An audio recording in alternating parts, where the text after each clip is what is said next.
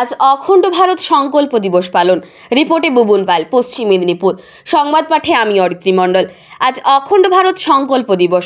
অখণ্ড ভারত শব্দটি শুনলেই মানুষের হৃদয়ে জেগে ওঠে উদ্দীপনা, কল্পনা এবং নানাবিধ প্রশ্ন।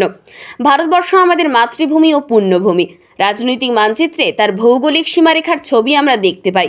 সে কি তাহলে খণ্ডিত এক দেশের ছবি মাত্র? ভারতবর্ষ কি তাহলে আরও অনেক বড়? ইতিহাসে পড়েছি যে দেশভাগ হয়েছিল, কিন্তু সেটা এই প্রশ্নের সঠিক উত্তর নয়। উত্তর হচ্ছে হ্যাঁ। যেখানে ভারতের সভ্যতার উজ্জ্বলতা তার আলো ছড়িয়েছে, সনাতন ধর্ম তার সংস্কৃতির স্নিগ্ধ শীতল ছায়া মিলেছে, সেই হলো ভারতবর্ষ।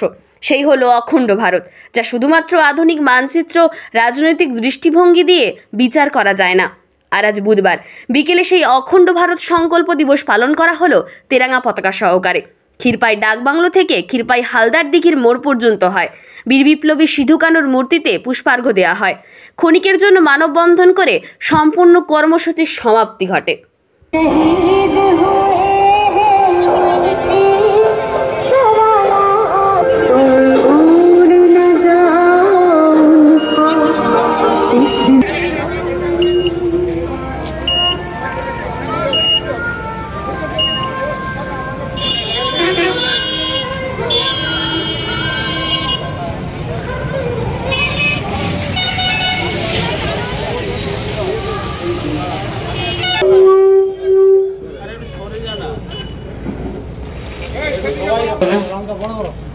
স্বাধীনতা দিবসের প্রাক্কালে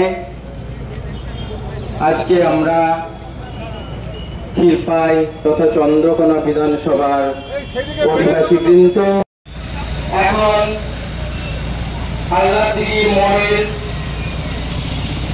যে সাধু, সিধু এবং কান্নুজির মূর্তি উপস্থিত আছে তাতে পুষ্পার্ঘ্য একে একে নিবেদন করবেন।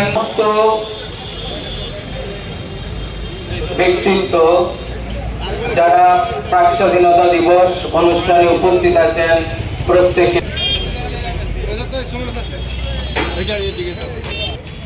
প্রত্যেকে পুষ্পার্ঘ্য দিয়ে শ্রদ্ধা জ্ঞাপন করবেন এবং আমাদের স্বাধীনতা সংগ্রামী শহীদ যারা হয়েছেন, দেশপ্রেমিক, তাদের উদ্দেশ্যে আমরা 1 মিনিট উদ্দেশ্যে বার্তা জ্ঞাপন করে আমরা মানববন্ধনে মিলিত হব। এই আমাদের কর্মসূচি।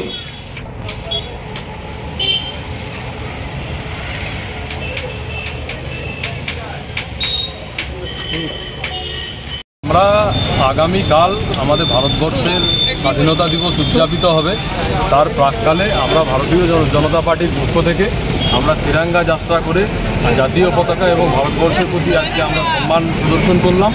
এই চন্দ্রকোনা বিধানসভার ভারতীয় জনতা পার্টির সমস্ত স্তরের কার্যকর্তা এই পদযাত্রাতে অংশগ্রহণ করেছে এবং সমস্ত স্বাধীনতা সংগ্রামী সহ আমাদের যারা দেশের জন্য যারা প্রাণ দিয়েছেন সকলকে আমরা শ্রদ্ধা এবং নমস্কার জানাই এই স্বাধীনতা দিবস উদযাপনের প্রাক্কালে।